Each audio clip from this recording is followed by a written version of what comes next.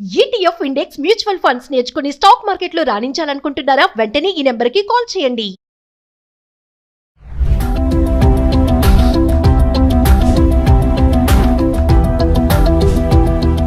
నమస్తే, welcome back to Suman TV. Present మనతో పాటు ఉన్నారు అనలిస్ట్ మందరి కృష్ణారెడ్డి గారు.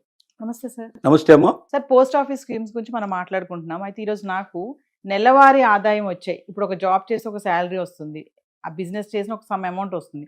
అలాగే పోస్ట్ ఆఫీస్లో కూడా కొన్ని పథకాల్లో నెలవారీ ఆదాయం వచ్చే పథకాలు ఏమైనా ఉన్నాయా? ఒకసారి మా వ్యూవర్స్. పోస్ట్ ఆఫీసు ఒక మంచి పథకాన్ని తీసుకొచ్చింది. ఈ పథకం ప్రకారంగా రిటైర్ అయిన వారు కానీ, గృహిణి కానీ, నిరుద్యోగులు కానీ నెలసరి కొంత ఆదాయం వాళ్ళకి, అంటే ఆల్రెడీ వస్తున్న ఆదాయానికి ఇంకొంచెం ఆదాయం తోడైతే సులభంగా ఎవరి దగ్గర చేబదులు చేయాల్సిన అవసరం లేకుండా, ఎవరి దగ్గర చేజాపాల్సిన అవసరం లేకుండా నెలంతా సాఫీగా పూర్తి చేసుకోవడానికి బడ్జెట్కి ఎంత తక్కువ పడుతుందో చూసుకొని దాని ప్రకారంగా కొంత అమౌంట్ను మనం డిపాజిట్ చేయగలిగితే పోస్ట్ ఆఫీస్లో నెలవారీగా మనకు వడ్డీ లభించే అవకాశం ఉంది.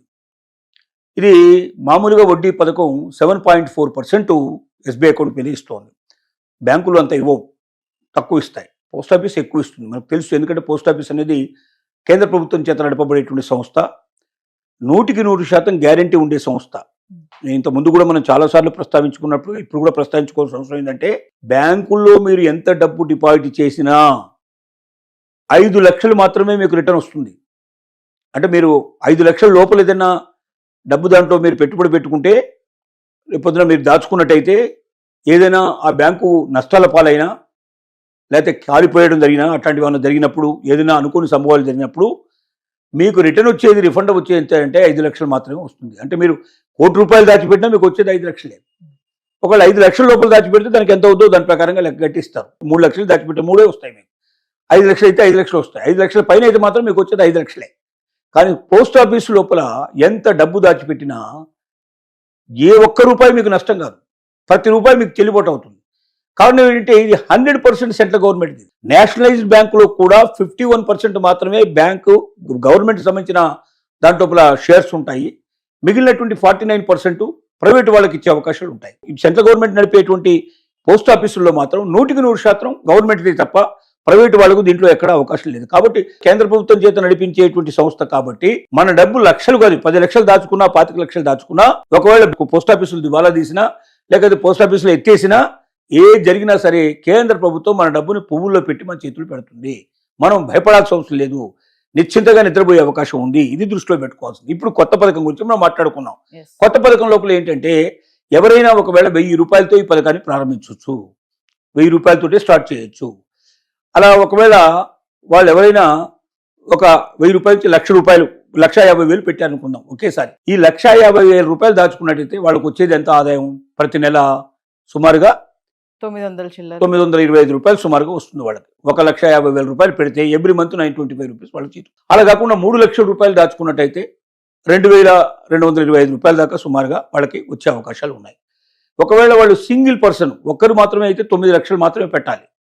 ఒకరికి మ్యాక్సిమం పెట్టగలిగే డబ్బు ఎంత దీంట్లో అంటే 9 lakhs మాత్రమే సింగిల్ అకౌంట్ కింద. అలాగే ఇద్దరు కలిసి అయితే 15 లక్షలు పెట్టచ్చు. సింగిల్ అకౌంట్ కింద మాత్రం 9 లక్షలు మాత్రమే దాచుకోవాలి. 9 లక్షలు దాచుకున్నట్టయితే సుమారుగా వాళ్ళకి ఎంత వస్తుంది? 5,250 నుంచి 5,500 మధ్యలో వచ్చే అవకాశాలు ఉన్నాయి. ఒకవేళ వీళ్ళు 15 లక్షలు ఇద్దరు కలిసి జాయింట్ గా దాచుకుంటే 9,250 నుంచి పెడితే 9,750 దాకా వీళ్ళకి వచ్చే అవకాశాలు ఉన్నాయి. అంటే సుమారుగా ₹10,000 అన్నమాట. అంటే ఇద్దరు కలిసి 15 లక్షల దాచుకుంటే ప్రతి నెల వాళ్ళకి సుమారుగా ₹10,000 వస్తుంది. ఇంత వడ్డీ మనకు ఎక్కడ ప్రైవేట్ దగ్గరలో దొరకదు మనకు. అంటే ప్రైవేట్ వాళ్ళు అంటే ఎవరికైనా ఇస్తే ₹1 వడ్డీ ఇస్తాం, ₹2 వడ్డీ ఇస్తామని ఆశ పెడతారు మనకు. కానీ రేపు పొద్దున వాడు మొత్తం మనకు డబ్బు ఇవ్వకుండా ఎగ్గొట్టినా మనం ఆశ్చర్యపడాల్సిన అవసరం లేదు. దానికి ఏ కోర్టుకు పోయి మనం ఎక్కడి నుంచి కూడా డబ్బు తెచ్చుకునే అవకాశం మనకు లేదు. కానీ ఇక్కడ ఏంటంటే 100% పక్కా మన డబ్బు ₹1 ఎక్కడికి వెళ్ళదు. ఎట్టి పరిస్థితుల్లో మనం నష్టపోము, ఎట్టి పరిస్థితుల్లో మనం మోసపోము. పోస్ట్ ఆఫీస్ దాకా వెళ్ళి కూడా మనం ఓపెన్ చేసుకోవచ్చు, లేకపోతే మనం ఆన్లైన్లో కూడా ఓపెన్ చేసుకునే అవకాశం ఉంది ఖాతాలు. ప్లస్ ఆన్లైన్లో మనం వడ్డీ మనం తీసుకునే అవకాశం ఉంది. మనం పోస్ట్ ఆఫీస్ దాకా వెళ్లాల్సిన అవసరం కూడా లేదు. ఏ పల్లెటూరులో ఉండేవాడైనా సరే పోస్ట్ ఆఫీస్ పక్కనే ఉంటుంది కాబట్టి అకౌంట్ ఓపెన్ చేసుకోవడం సులభం అవుతుంది. చదువు రాని వాళ్ళైనా ఓపెన్ చేసుకోవచ్చు, చదువు వచ్చిన వాళ్ళైనా ఓపెన్ చేసుకోవచ్చు. ఇంత ఈజీగా, ఇంత 100% గ్యారంటీ ఉండే పద్ధతిలో ఇంత ఎక్కువ వడ్డీ రేటులు, అంటే నిబంధనల ప్రకారంగా చట్టబద్ధంగా ఇంత ఎక్కువ వడ్డీ రేటు రావడం అనేది చాలా కష్టంతో కూడుకున్న పని. అలాంటి ఒక వడ్డీ రేటు ఇచ్చేటువంటి అవకాశం ఉన్నటువంటి పోస్ట్ ఆఫీసుల్ని ప్రతి ఒక్కరు ఆలోచన చేయాలి. మన దగ్గర డబ్బు ఉంటే ఊరికే మన దగ్గర పెట్టుకుంటే కన్నా ఇందులో పెట్టుకోవడం మంచిది. ప్రైవేట్ వాళ్ళకి ఎవరికైనా ఇస్తే అసలే డబ్బులు రాకపోయినా మనం ఆశ్చర్యపడాల్సిన అవసరం లేదు. అలాంటి ఎందుకు ఒక రిస్కులో మనం వెళ్ళడం ఎందుకు? నిజాయితీగా హాయిగా నీతిగా మన డబ్బు మనకు చేతికి వచ్చేట్టుగా వడ్డీ కూడా నెలకు వచ్చేట్టుగా పెట్టుకుంటే వడ్డీ తక్కువ అయినప్పటికీ, అంటే తక్కువ అంటే నేను అనేది ప్రైవేట్ వాళ్ళతో పోలిస్తే తక్కువ అవుతుంది తప్ప మిగతా బ్యాంకులతో పోలిస్తే ఇక్కడ ఎక్కువే.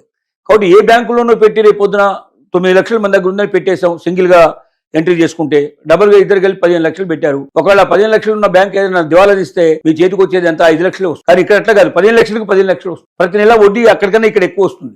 కాబట్టి దేనికోసం మనం బ్యాంకులో పెట్టాలి? పోస్ట్ ఆఫీసులో మన దగ్గరగా ఉంటాయి. ఊళ్ళలో ఉండే వాళ్ళకి బ్యాంకుల్లో అనుభవంగా ఉండవు. ఊళ్ళో పల్లెటూరులో ఉండేవాడు ఏ మండలం ఎట్టుకోకపోవాలి, ఎక్కడికో డిస్ట్రిక్ట్ ఎట్టుకోకపోయి ఎక్కడో ఓపెన్ చేయాలి. వాడు బ్యాంకులు దగ్గరగా ఉండవు. కానీ పోస్ట్ ఆఫీస్ మాత్రం దగ్గరగా ఉంటుంది. ప్రతి 2-3 ఊళ్ళకి కంపల్సరీగా పోస్ట్ ఆఫీస్ ఉంటుంది. కొంచెం పెద్దది, ఒక 1000 జనాభా 4000 జనాభా ఉండే జనం ఎక్కడైనా సరే పోస్ట్ ఆఫీస్ ఉంటుంది.